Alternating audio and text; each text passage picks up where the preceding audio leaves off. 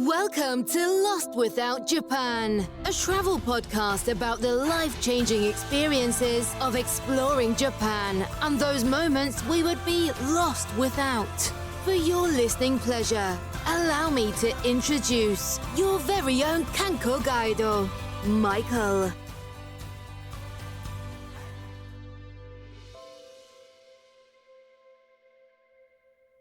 Welcome to our second episode of Good Times. Name finally in stone. It is not Rats in the Park or whatever it was that we were talking about.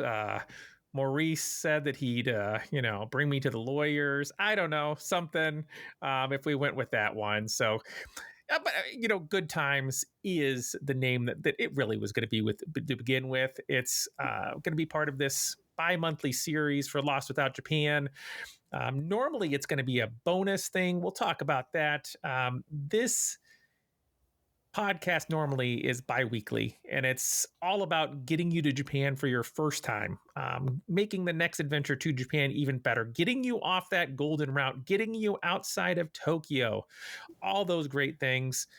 But these bi-monthly episodes instead are a chance to catch up with each other, past guests, and really just give a chance to talk about with anything about Japan that normally doesn't fit within the show. So I'd like for you to go ahead and pull up a bar stool and join David, Maurice, and myself in Hiroshima. Some of you are going to recognize David's voice when you hear it, especially if you're a longtime listener. He is all the way back from season 1 and going, 2 years ago, something like that to this point in time.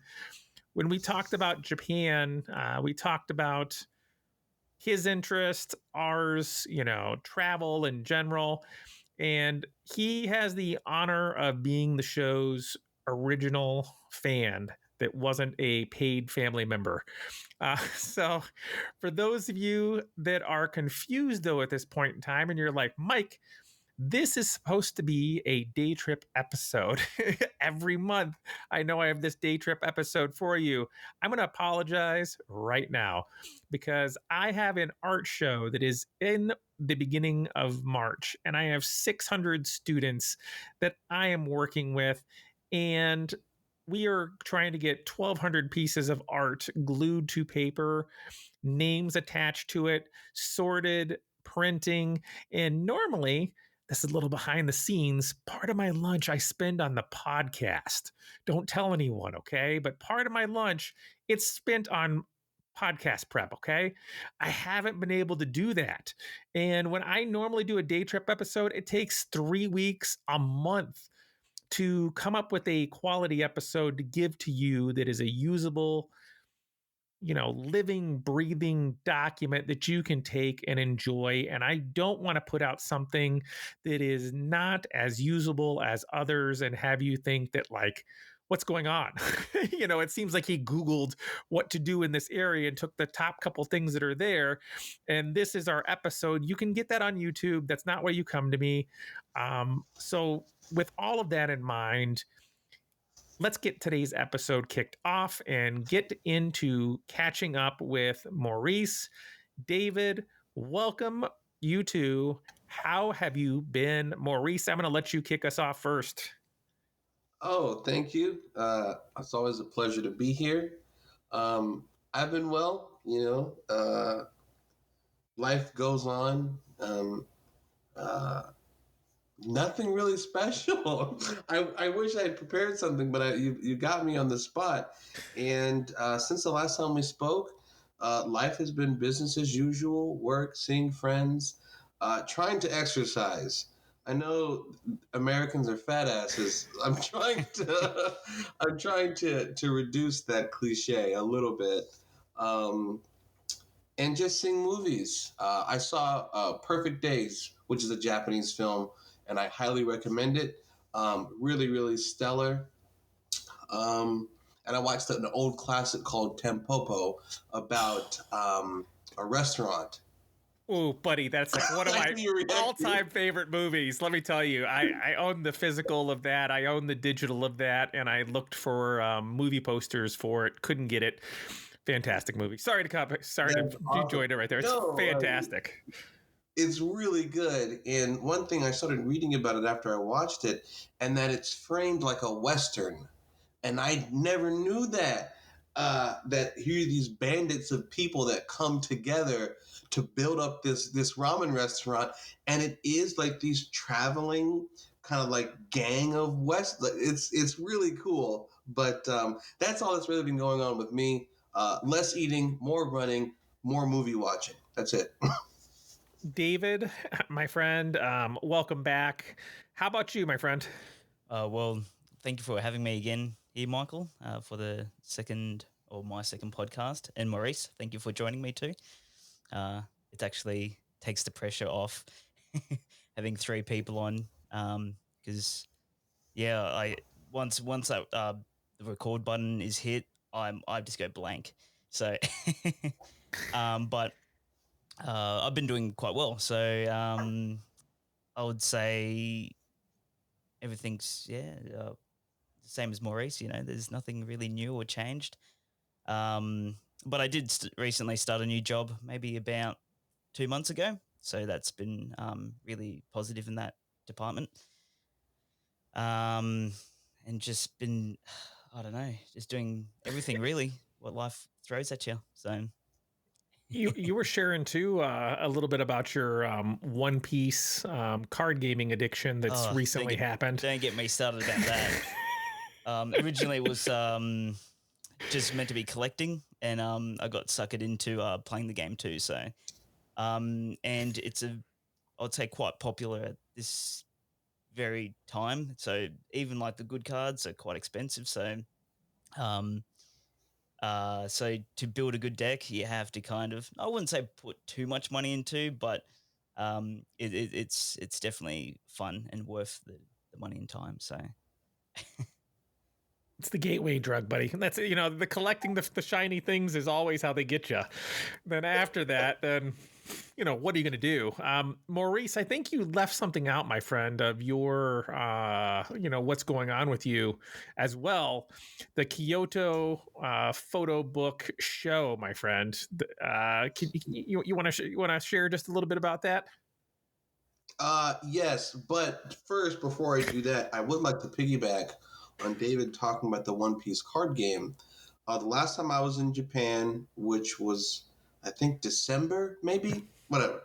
I went into the new, I guess, Kabukicho Tower that's downtown there, and on I guess the arcade floor there was a little booth of the One Piece card game, and I saw people just like hoarding around it, just like super fixated on these cards. And at the time, I had no idea. I'm like, One Piece is a card game, Yeah, I and thought that people too. are all about it. So it kind of struck me, but I had no idea that it had crossed countries and is becoming a phenomenon elsewhere. But that's very, very cool. Yeah, it's definitely worldwide now. So, but yeah, sorry. Yeah. That's awesome. It's before you become the famous One Piece player, become too famous to talk to us. I got you, and Maurice before he becomes too famous with his photo books, got him too. I'm just locking you guys down before that popularity takes over, and that's take credit for everything. That's what I say.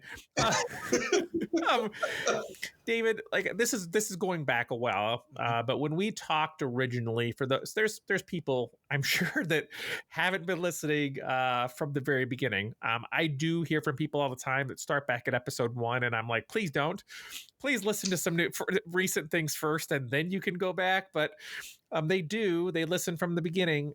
But for those who haven't, your backstory to Japan and how you kind of were introduced to it's kind of unique, where you ended up finding Yes, when you were walking around the little stamps, the metal stamps. Out of like a coastal town. That's about 2 hours away from where I live now currently. But yeah, that was kind of like I've always been interested in Japan, but not to the level that I am now. But yeah, that moment was definitely the starting of something big. So And what did you find when you were going around like at the? Can you describe your the stamps and stuff that you ended up getting? well, they were kind of like so I'm not sure if like little markets same like as in America. I'm assuming they would be. You got like different people selling like various items, like secondhand items, um, on the like separate table or a mat or something. And yeah, so I was walking around and I was looking at this particular person's table, and yeah, they had heaps of these Japanese stamps or even just various things. The memory now is kind of faded a little bit, but I just remember just looking at this table, there would have been like 20, 30 of them. Um, and I just looked at a couple, and yeah, there would have been like some katakana like symbols. Um, yeah, and so I just picked out a couple, and I was like, wow, these are fantastic. Um, and yeah, the rest is history, really. That's awesome, my friend. I love those, like, the moments that just happen. Yep. Kind of like me finding my friends that I did in Hiroshima. Like, you just have that moment of walking along, you find something, you interact with somebody, you spark something that, like, if you had walked a different direction, gone a different place, like you said, you had an interest in Japan, but you have those things that kickstart things, and it's cool hearing about any time those do. Hmm. Um, for the Japan findings, my friends, you may or may not have things because I don't know if you have anything that you've kicked up. I know, David, you're kind of your trip's coming up.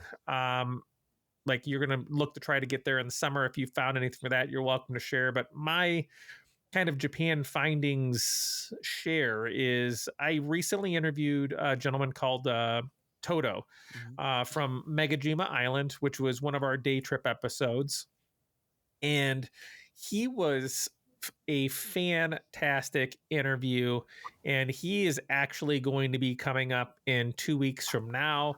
And he will all by himself make up for the fact that I didn't get a day trip episode out for this. This podcast, this one that's here. But his story, to kind of piggyback off you, David, of being in the right place at the right time. Let me tell you, he was in the right place at the wrong time, which was the right time. And his life became so different than what it was.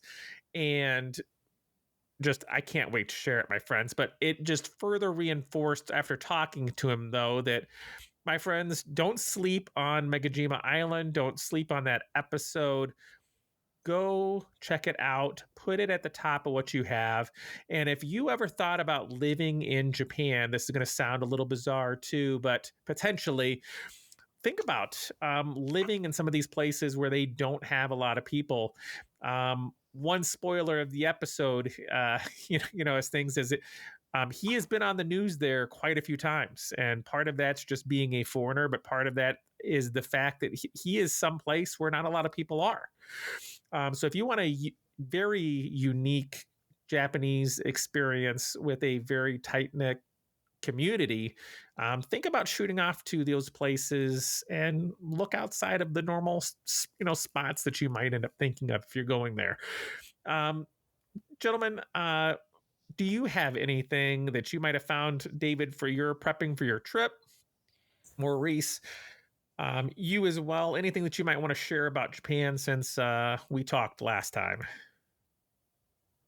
Yeah, so with my trip, that's going to be like, I would say late July, early August. So I'm definitely going to do like maybe a day or two in Tokyo, go down to Osaka for maybe another day, just to get that the vibes going, because I don't mind the busyness of the those cities. And then head down to more like the south part of Japan, like start off like in Fukuoka, then go down to Nagasaki, even Kagoshima, I believe, and just pretty much in that area. I think I reckon it'll be a very nice place to do the second trip to Japan. And if I can if I have a couple of days left, I'll fly up to Sapporo, because I know it's a bit on the other side. But yeah, thank you for planes making the trip a lot easier. So I might spend a couple of days there. So, but pretty much that's what I have so far on that trip, and I might be organizing it properly, like booking flights and all the hotels and bits and pieces that I need. Most probably in like 2 weeks, 3 weeks time from now. So, because I'm pretty sure I got the okay for my new job, I can take the time off. So, and that was a huge part. So, just making sure they're okay for me to duck off. So, yeah, so that's what I have planned. So, Congrats, my friend. I'm glad that you're going to have your second trip. Glad that you're kind of I'm stepping looking out forward and to it. I'm oh busting to yeah, go. yeah, love it, love it. How about you? How about you, Maurice? So did I blank out? Did I say much about the book fair at all? None at No. all, my friend. But that's okay. I was like, did I mind blank? So just to give you the long and the short of this, a Libro Arte, which is a book publisher, a book reseller in Japan, made a random Facebook post, and it said, for the first time, Kyoto Graphy is allowing individual artists to be a part of their book fair. Before, it was only for established, well-known publishers in Japan and other Asian countries. Like, you could not get in. But this year, they were like, we're going to do an open call for individual artists. You have to submit a proposal, photos, tell us what the book is about, give us your socials, things like that. And then once everyone applied, the executive committee would then decide which ones they would allow to have a booth. And so I'm just thinking, whatever, I'll just do it. Not thinking that I would get in, because the Japanese approach and philosophy of photography is so much different than that of Westerners. Westerners, for the most part, like to have like individual photos. Western photographers don't really do series or books or bodies anymore. It just, because there's so little money in it, they don't really feel the need to do that. So I'm thinking, well, I've got a book, I'll try. And they selected me. I started getting a bunch of like text, like a bunch of like emails in Japanese, and I'm like, what the hell does that say? But then I started translating them. I'm like, oh my god, they want me to go, and it was interesting because the selection process took so long that by the time I found out, it was like, just like Dave was talking about planning a trip like way out. I had to scramble and figure this trip out as far as accommodations and flights and things like that. And little did I know that it's during Golden Week, which I've always been told, don't go to during Golden Week. Yeah, good luck with that one. It's Golden Week in Kyoto. And I'm like, oh my god. There's gonna be nobody there, Maurice. You're good, buddy. Don't you worry. Kyoto. That's not like a. And it's tough for me because I've never been to Kyoto. Because one picture of all the mobs of crowds, just like thick, dense from morning until evening, that doesn't really seem appealing to me. So I've always kind of skirted around, and I love Osaka. And David, if you've never been to Osaka before, it's the shit. It's a wonderful city. So here I am going to Kyoto, which is going to be new for me. Plus, it's probably in the worst time to possibly go. And I'm like, well, we're just going to make it an adventure. And the committee and the organization has been extremely helpful and informative. I had no idea what this organization did, but basically, just to briefly describe it, for the entire month from, I'd say, starting next week into the middle of May, there are like 120 little art exhibits or photography exhibits around the city of Kyoto. So it's like this huge, that's what I'm talking about, the philosophy of photography. Americans don't take philosophy or photography that seriously to host a month-long celebration of it. And so for me, it's like a complete 180, like, oh, wait a second. Not only do they want to honor and uplift and provide coverage to these individual artists all across the city, they're doing it for a whole month. Yeah. And I'm like, that is really, really freaking cool. I'm super stoked. It's kind of blowing my mind still, even though I've known for about a month now. But it's really, really cool. And just to piggyback, because David, you're from Australia, right? Definitely. Yes. Awesome. Just a little tidbit. So in my book, it's basically structured around a bunch of people appear in it, but who's in it the most is a model named Georgia Risa. Mm-hmm. And I didn't know this, but Georgia is Australian. She's ethnically Japanese, but she's from Australia. Oh wow. Okay. Whereabouts roughly? Like I'm assuming Sydney. I have no clue. That's pretty cool. But Wonderful. It's really interesting because when you meet her and she speaks perfect English with an accent, an Australian accent, and she doesn't speak Japanese. So I don't know if that's supposed to be a secret or not, but the core of my book, the most consistent through line, is a model who is Australian, which is really, really cool. But she looks Japanese, but she's Australian. That's right. That's right. Love it. Yeah. How cool is that though, buddy? Keep on getting things, from that. I truly can't wait till you're able to get there again and get like a second project or something like that going. Yeah, that's can't exciting. wait, my friend.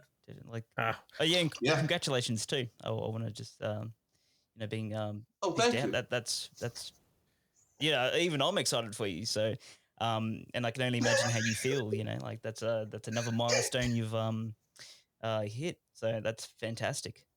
So. Yes. And if I could say one more thing. Sure, buddy. Have you ever been to Japan before in July and August? Yes, that was my first trip. It's very hot. Okay, so you know about the heat wave. You're going to sweat your balls off. Yeah. I don't. I was there in 2019. So when there was the heat wave in Tokyo, I was right there at the time. And it was really hot. So we just pretty much found a nice, good place to have a nice cold beer pretty much every time. So just do a heap of people watching. So and that actually was a nice core memory of my first trip. Was definitely just people watching and just having a nice beer. So and also too, I've been to Osaka, but I was there for maybe I think a day and a half, 2 days. And I definitely have not explored a quarter of what they have to offer at all. Like, so yeah, the definitely I might spend maybe about 3 days there. Yeah. And then the rest elsewhere. So. And this is not something I'm normally into, but their clothing resale shops in Osaka are on point, my man. Like that's become something of mine where I'm like, I just want to start grabbing something each trip that I can throw into my closet. And when I come back to Japan, just break that stuff back out. It's just so cool. Like all the different things that are there. Love it. Love it. Love it. This brings us, my friends, to our mystery bonus segment number 2, or how I like to call Why Maurice is Wrong, continued once again. I'm going to give a behind the scenes for everybody here. See, we were going to be talking about the Baby Assassins movie today, but I'm going to blame this all on Maurice because Maurice did not tell me about this movie. No. He had a Blu-ray copy of the movie at home. We've known each other for a while. Does he say, hey, Mike, I got this really cool movie that I know you'd like. Have you seen this before? No. He doesn't do that at all. He waits for me to message him when I message David and be like, hey man, there's this great movie called Baby Assassin. Yeah. Sends me a picture of his Blu-ray copy. So David, this is all Maurice's fault. It's just a continuation of the past, episode of this series where he was wrong about T. He's wrong and a bad friend for not sharing these movies with the rest of us. Maurice, I'd like to give you a moment to, I guess defend yourself, buddy. Go for, you can, it's all you. Okay. So I have to circle back to the first episode of Maurice is Wrong. A friend of mine listened to that episode and he's like, dude, this guy is giving you the business about this green tea. I was like, I know. Everyone loves green tea. Everyone loves matcha tea. I don't know why. But anyway, that's been discussed. About Baby Assassins, it's interesting because you never know what people are going to be into.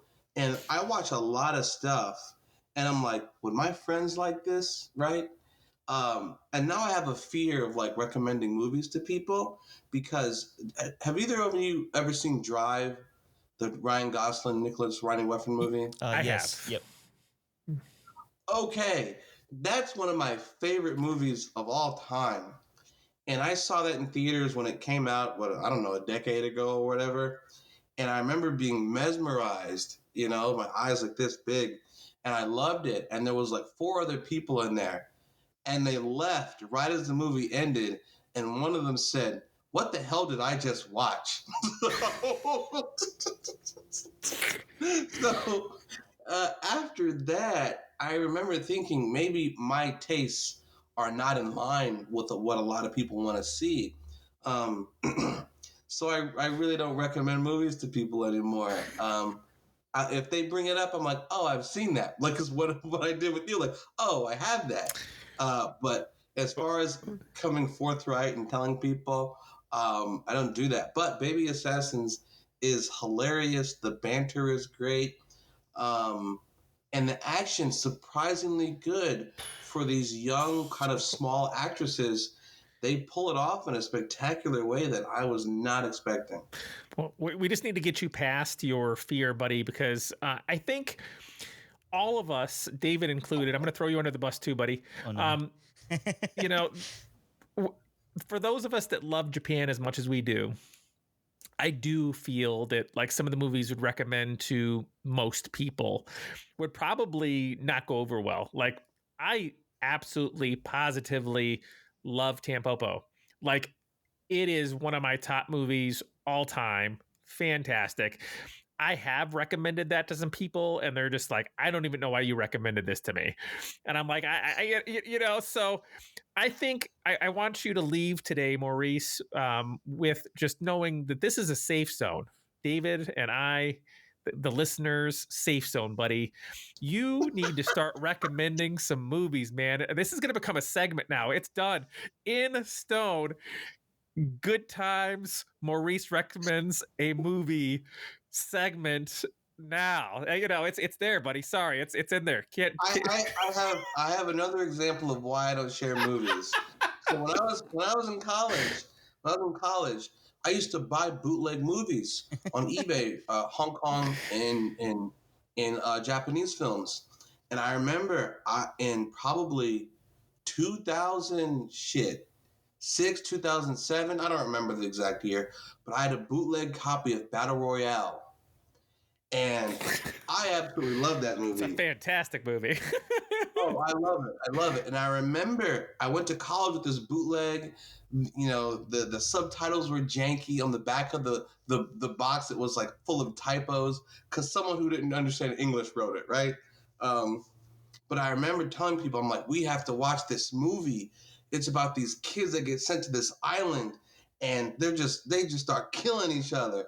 And I remember I was in a dorm room with like 6 other people. It was like we were like chilling out, eating pizza and stuff. And I remember this one woman, she goes, or girl, whatever, one woman, she goes, why would I want to watch a movie about kids killing each other? And then a couple years after that, or a year after that, The Hunger Games came out, and it was massive. And it was about kids on an island killing each other.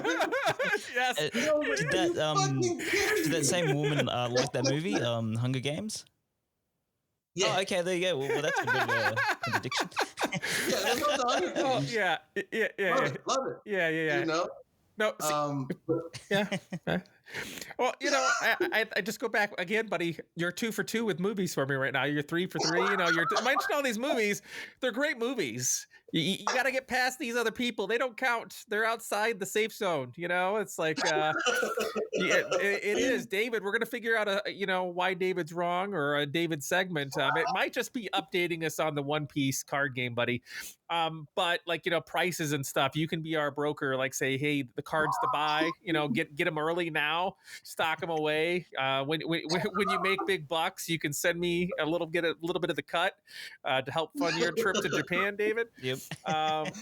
So, but this movie, Baby Assassins, to get to it, let me tell you, it's from 2021.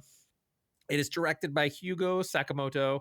And I have to tell you one thing about this movie, a couple different things about this movie. But the first thing is this. It is one of the reasons I love this movie so much is it is a movie made for Japan. And what I mean by that is it's a movie made for Japan. It is not made for a release with to the United States. It's not made in mind of a release elsewhere. It's made for Japan. This movie is a comedy. It is an action movie, and it is so Japanese. It makes me love it so much. And everything that happens in it, like, is just for those of you that love Japan and have traveled and consumed other content on Japan, you'll pick up things and references or how they act. And it's just so good. So good. And the movie starts off, I feel, super amazing. And there's an interview going on for for Chisato, I think it is. And they're sitting there interviewing for a part-time job. And it just sets the movie off on the right pace. And then, all these different things happening. And I share this with Maurice, the one thing that I took away from this movie is the last 25 minutes of this movie on that first watch through for me made the entire movie worth it and made it one of my favorite movies. And since watching it once, I've watched it probably 6, 7, 8 more times. And I was just like, each time I start picking up things that I missed for the first time. And the relationship between Mahiro and Chisato, these 2 high school girls that are about to graduate, is just, I can't say enough about it. I don't want to take everything that's here. Sorry, David. Again, Maurice's fault. But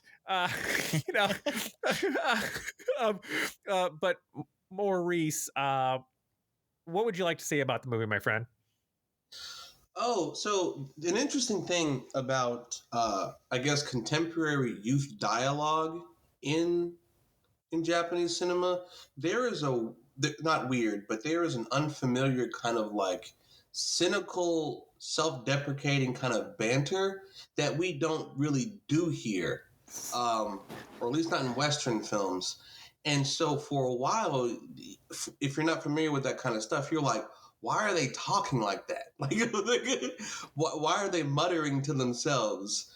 Why do people just kind of stand there and let them do it?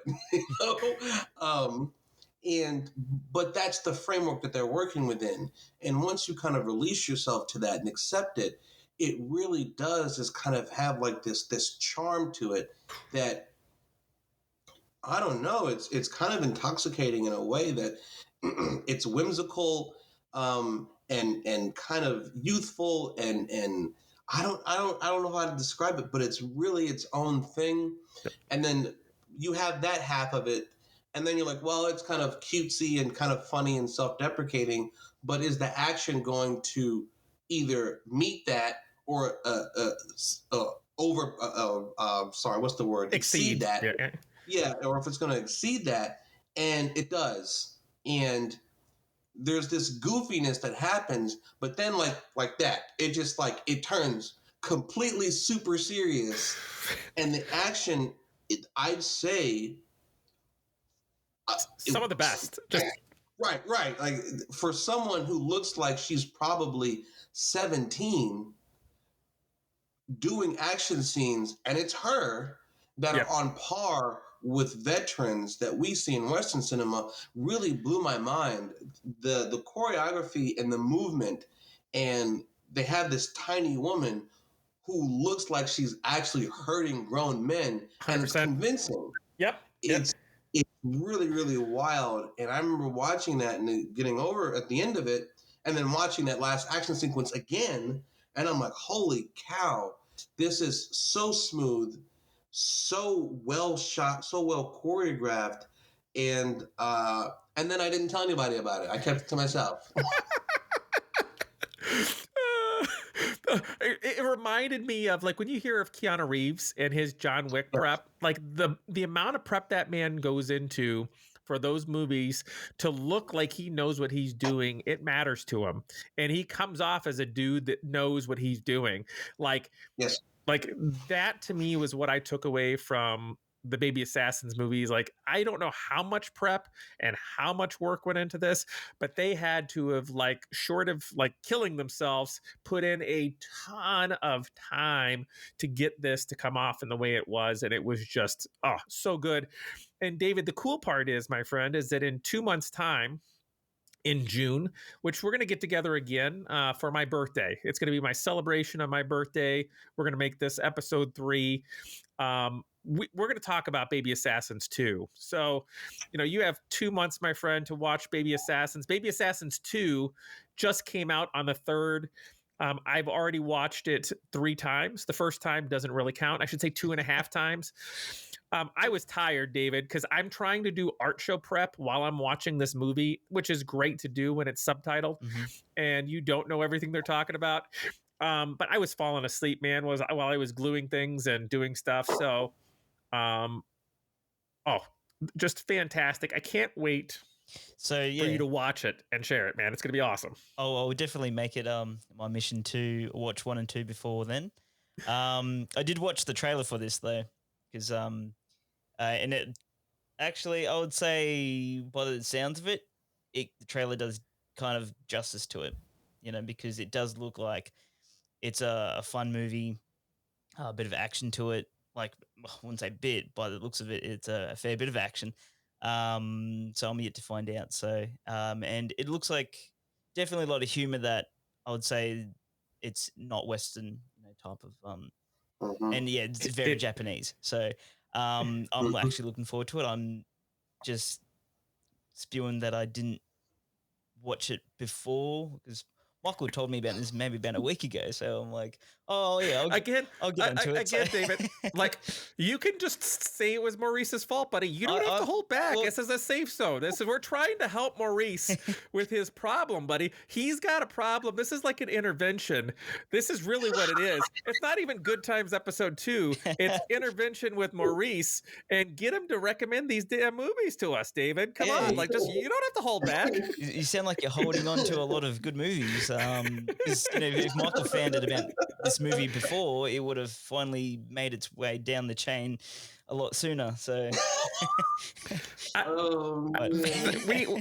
we have our like 10 to 20 listeners that have missed out on this, and we're bringing it to them now, and that's really what matters is we do have it now. We'll bring this here, and the cool thing is, David, too, is there's a group called Adarashi Gakko, and they are in the second movie, and it's a very short portion of it, but it was so cool after seeing them live in Chicago. And that's one of my episodes that I have on Patreon that you guys, where I had just the audio from the concert. At some point in time, I will put it out to everyone else. Just trying to find a time. It might be a good time, sometime after we do our episode and stuff. But seeing them there and a part of that movie, and they are the same goofiness that, they come off as this like socially awkward, like they're not who you would normally expect if you're thinking pop star in Japan, right? But they are fantastic, and they put on an amazing show. And their song "Pineapple Kryptonite," I was like hoping they were going to sing, like in it, like it's as you see some movies, you see a band, and you're like Baby Metal, Baby Metal. You've seen them and stuff. There's like the other group, the Bandmaid was in like what was it? I forgot which movie, but there's like a movie I saw, like John Wick might have been. I don't know. There's something. They're there. Being able to see them though was cool. Having that connection to them was even cooler. This is a very like up and coming film production company. They don't have a lot. The movie to me is a perfect link. It's an hour and like 40 minutes around. And I love that some people are getting back to movies under 2 hours, because for a while there, like every movie that you saw was like 2.5 hours, 2 hours and 20 minutes, 3 hours.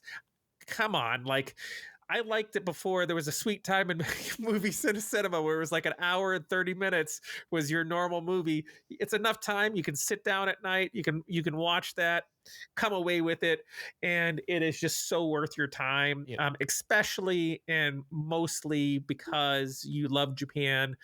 I'm going to ask you, the listener, to give this movie not just one viewing, but a second, because I really feel like even for me, it took me that first viewing to kind of like accept what the movie was, and then see the ending fight sequence and be blown away by this ending fight sequence. And I'm like, dude, this movie was great. And then when I watched it the second time with the correct framework, it just made me love it even more. And as a result, I had a Lou Reed Transformer shirt that is in the movie that I'm wearing in honor of today and our discussion of it. Oh, just can't say enough about it. There's Baby Assassins 2, Baby Assassins 1 streaming services near you, and they're even working on the third of this movie. And gentlemen, we're going to have to find a way to stream this together, and when that third movie comes out, just sit down and have a beverage like we're doing now and just enjoy pressing play together and just watching the movie, my friends. Yeah, that sounds fun. No, it sounds awesome. And if I could just kind of jump in there really quickly, I think that they were probably surprised by the success of the first one in the Western, because, like you said, it's a film made for Japan. We don't make films like that. Yep. And so I think Welgo Welgo USA distributed it here. And I think it probably took off much better than they could ever have expected. And they were probably like, shit, make a second one fast. And then I'm pretty sure that they were able to probably pre-sell that for beyond that of the budget. And I'd argue that the budget's probably smaller in the second one, but they use it well.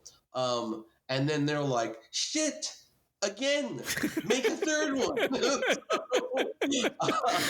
So it does not surprise me at all for films that have such a short runtime and also a small cast. If you do it quickly, also you have to catch the actresses before they look too old. Yes. Because they're in that age pocket where they're going to look 26 in a couple years, you know? Yep. So it's very smart that they're just like boom, boom, boom. It's going to turn out to be a nice little trilogy. I think the next one's going to be the last one. Yeah. If I were to guess, I think they'll hit it off really big in this last one and go out with a bang. Like it, my friend. No pun intended. It's like I love it. I love it. Gentlemen, we are at the around 40-minute mark. I just want to give us a chance before we go out to go out with one of the most vaunted news sites out there and give us all an opportunity to pull from what is our, Sora News 24 and share something with the audience, and to share something with the audience. And I'm going to kick us off, and I'm going to cheat 100% by going first.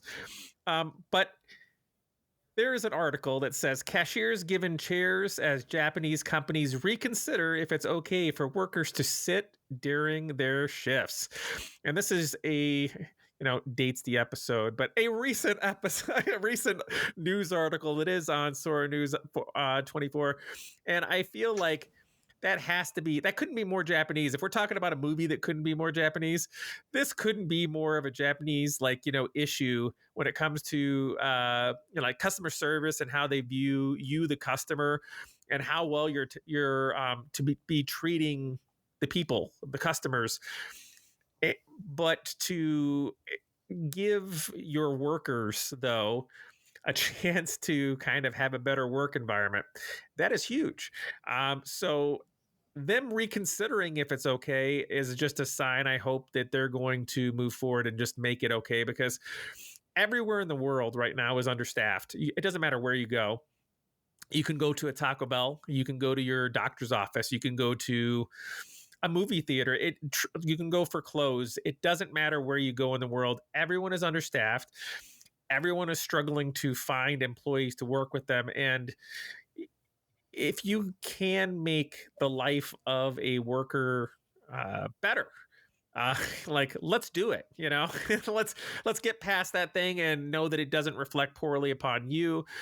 They talk about the MyNavi partnership that they had with an office equipment maker, Sankai, to develop this part-time chair. And it does look, kind of like a bar stool with cushion, is the best way that I can describe it. It's not a lazy boy. It's not like you're just going to be kicking back with your feet up in the air. There's no massage settings, I think, on this thing. But it is, it's good. And anything to help reduce the fatigue of someone that is in that job, reduce being, tired a little bit, helping people to concentrate a little bit better as a result, just going to make it better for them, make it better for others. And they talk about some test programs that were done with Don Quixote, and all of that stuff is great. And I just hope that this is, even though it's on Sora, I hope this is just a thing that's just like, let's go. Let's not discuss it. Let's not take 10 or 15 years to discuss it. Let's just start moving forward and making it better for everyone there. I will put the link to this article in our show notes, and I will hand it back over. Maurice, David, either of you want to go second? I'm still kind of looking what I can find. I think I found one here, but Go for it. I'm still reading through the article, but if you guys want to pull it up, it's the stylish turd. Have you seen that one on there 2 days ago? Yeah, that got my attention. So yeah, just having a the stylish turd from 2 Japanese companies will really tie your room together. That is an article that I would expect to be on Sora News 24. I pulled it up myself. It's got a mascot, which why would it not? It's Japan. Yep. You have to have that mascot be a part of things. I like this. I like that. It's kind of sketching through. Yeah, it looks like a little display. Like it looks like a poo. Then you put like a little bit of like incense, or not incense, like a toilet. Yeah, I'm blanking on the word, but like just like a little incense, smelly toilet refreshener. Yeah. That's it. That's what I'm looking for. Toilet refreshener. So. Yeah. And going through some of the pictures here, it's, you know what? I wouldn't be mad if that was in my toilet. Oh, yeah, you can actually burn incense in it too. By the looks of it, it's got like. Oh, this is great. That is awesome. Some people use it to store candy. Yep, candy. Some people use it to but it's, oh my gosh, let's I love it's only available for a limited time, so whoever gets to Japan first, you need to, reach back out to the group here and see if you can get these. For a limited time, it's crowdfunding on a site called Kuke, and it's it says reduced prices of $185 for the brass one, $123 for the steel one, and $92 for resin. It better do a lot, buddy. I better get a lot of incense, coming through this. It might better. I don't know. To be honest, the brass one looks pretty cool. I'm not gonna lie. It does.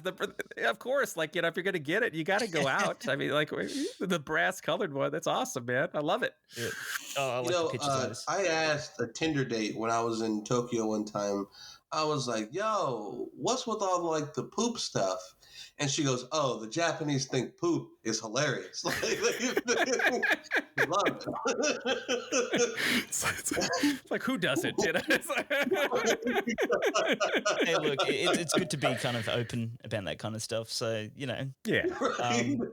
Oh, look, there's one even picture here. They put chocolates in it. It's kind of ironic. You just gotta make sure you got the right one. Those are laxatives, David. Those are laxatives. No, they're chocolates, buddy. They're chocolates. Yeah. It's like you see that like sometimes you see Mom, I ate all your chocolate. Those are chocolates. Oh man, that's good times, buddy. Good choices. That's what a way to bring out. Yeah, that one definitely caught my eye. I was just how could it not, buddy? Let's bring that one up.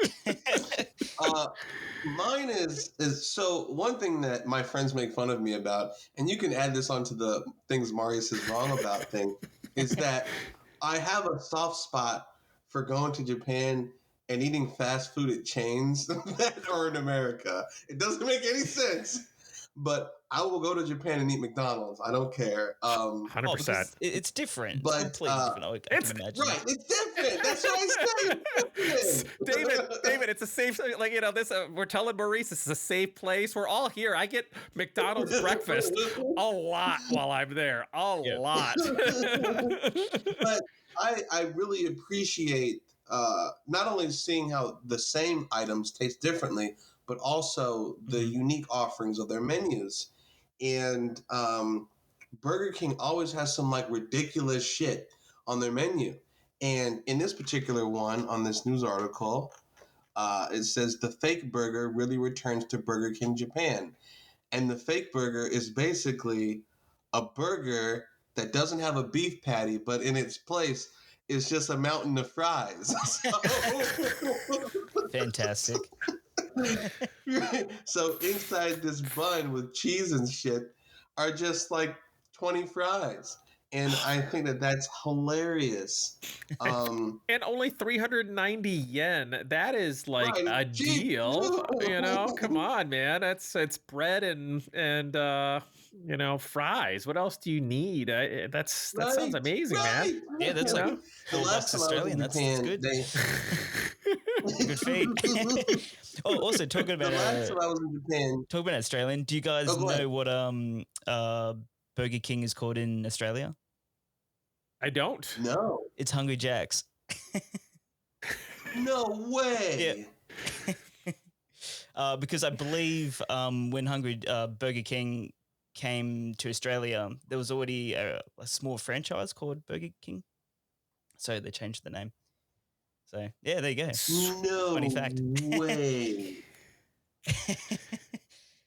See, this is the hard-hitting, things that you come with. That'd be awesome. I'd be going to, Australia. I told David already, Maurice, that I'm going to visit him. But when I live in Japan, I will come to Australia and visit him because I cannot do the 20-something hour flight to Australia. I don't think most people can do it. But when I'm in Japan, I this is stuff to know before you go. I don't want to say, hey, where's your local Burger King? And people look at you funny, but Hungry Jack's, I can do that, man. Yep. I like it. It's funny. When I found out, because I was like, Burger King, okay, and yeah. Oh, and the funny thing, I guess this was released 4 years ago, and they dropped the image on prior to its April 1st release. I wonder if April Fool's is a Japan thing too. It says release date falling on April Fool's Day. A lot of people weren't sure what to think, but so it had been gone for 4 years, back in October 2020. That is quite the awesomeness, my friend. Because then you can still get your onion rings on the side. Yeah, this is bringing everything that we need together. This is a beautiful thing. Gentlemen, you have been fabulous and wonderful. And for two of us, I know it is late and later. So I don't want to keep us very much more, being that we're around that 50-minute mark. I don't know what it's going to be once we edit, but this is not going to be a beyond general audio quality, largely edited portion of our show releases and things like that. This is just going to be what it is, like kind of like just hanging out stuff. Is there anything either of you want to add before we take off? I got one thing. Go for it, buddy. David, I would like to give a shout out to your fellow Aussies, because when I was shipping out my photo book, 2 people bought them from Australia, and through the post, both of them were damaged. Both of them. That sounds about right. And I'm like, normally it's not too bad, oh but that's kind of disappointing to hear about that. Like, ugh. Yeah, it's interesting. So both of them messaged me like, "Hey, look, man, they got damaged." And I said, "Okay, well, what can we work out? What can we work out about this?" And both of them were like, "Don't worry about it." They're like, the book's fine. They're damaged, but the photos on the inside are gorgeous. Great work. And I was like, these guys are so nice. So I just wanted to tip my hat. Thank you very much to you and your fellow Aussies. They were very, very cool about this mishap inside the post. Oh, look, I guess it's out of your control, really, to be honest. It's and man, if something's taking, let's say a 20-hour flight, then it's a long distance for something to come there, but let me start that again. It's a long distance for you to send something to essentially the other side of the globe. So but yeah, like these things do happen, and it's good that that the people that were pretty cool about it, and like overall, you are there for the photos. You know what I mean? Like, of course, you want to have a nice piece to put on the coffee table and to look immaculate. But you know what I mean? Like, it's I would have done it just for the photos. So, and the photos are just gorgeous. It's one of those things. It's hard to see when you do your own work. I'm hard on myself. Maurice is hard on himself. David, I'm sure you're hard on yourself. Like when it comes to things that you're producing or putting out, definitely. And it's hard for you to see, like the good that you're doing. And I mean this. Maurice's pictures, like they hit and they impact with you, and they make you feel, more than just what you'd feel just scrolling through a feed 100 times over. So I can see why. Also, yeah. David, I'd like to thank you for interacting with my Ganbate Instagram account.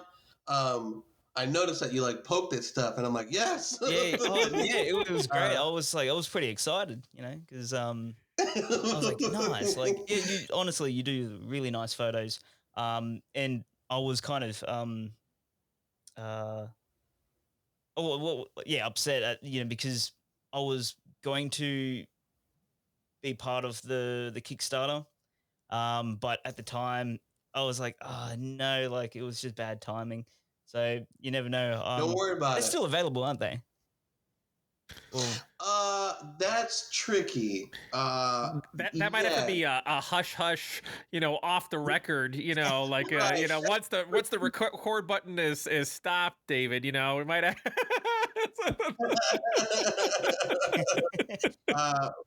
we'll talk about it. Say no more.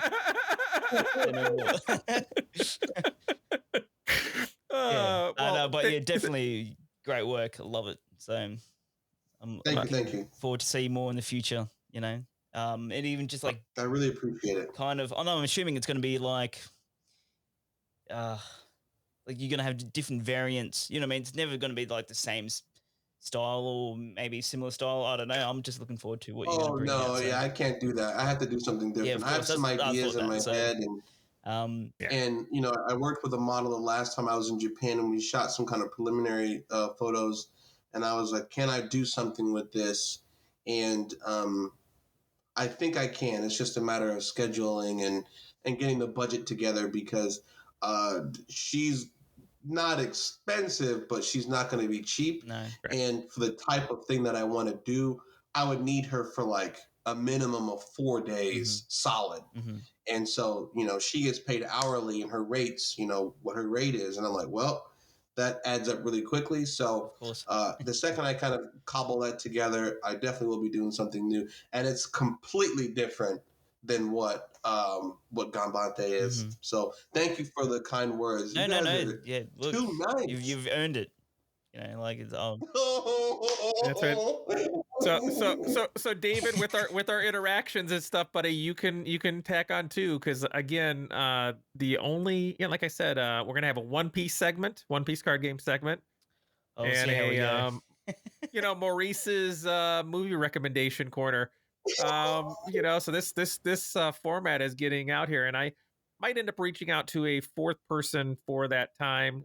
Thinking about reaching out to Joel Maurice and just seeing if he wants to come hang out with us, because I think Joel would enjoy the heck out of this time. So, and another good person and past guest of the episode, Moonlighters Club.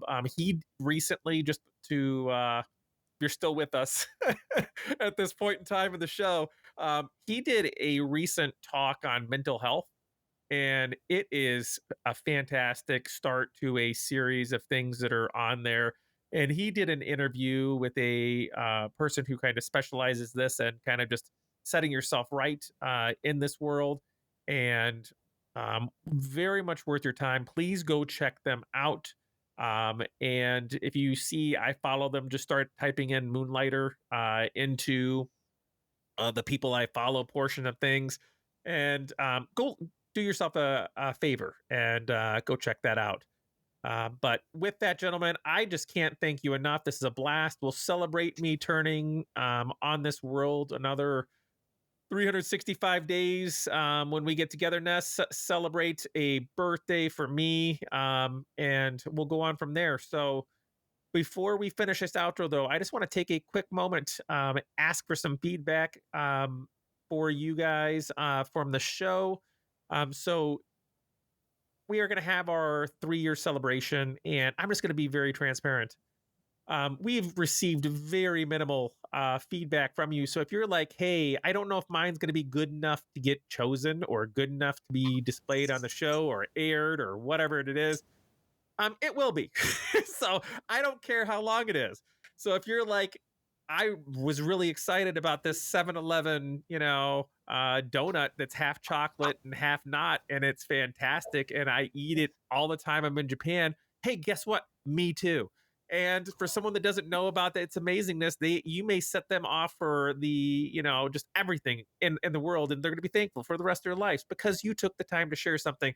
So just please, my friends that you're listening, we have over 500, between 500 and 700 listeners, downloads every month. And like I said, there are people that are coming from that back catalog. They're clicking on episodes that are specific to where they're traveling to, and I get it. But if you are one of those first, whenever I have an episode that drops, gentlemen, there's like the same 50 people day one that hit that episode the moment it comes out. And if you are part of that group or not part of that group, please just click that Google link for the show document, type some things in there, record something and include it. Either way, I'd love to share it. And for those people that take the time to put it out there, I have a Lego Japan postcard that I bought to give to somebody for that submission. So please just share those, and we'll include that. And I'm going to figure out what that show format's going to be like for 3 years, because I'm thinking that it might just become a giant Riverside where I try to get some people, past guests and stuff, and just have us all hang out together and talk, kind of like we're doing now. So It sounds please wonderful. just I reckon that'll be a great thank episode. you all. Yeah. So it's going to be good. But on behalf of Lost Without Japan and the entire crew, I'd like to thank you for joining all of us, three of us. We are just looking so forward to seeing you again on board in 2 months' time for the next Good Times episode, where we sit down and discuss whatever comes to our minds in Japan and further work through, all that we're working through and helping support each other. Hope you've enjoyed it. I know we all had a good time. I had a good time. So, to everyone out there, oh, ginky day. Stay well, my friends.「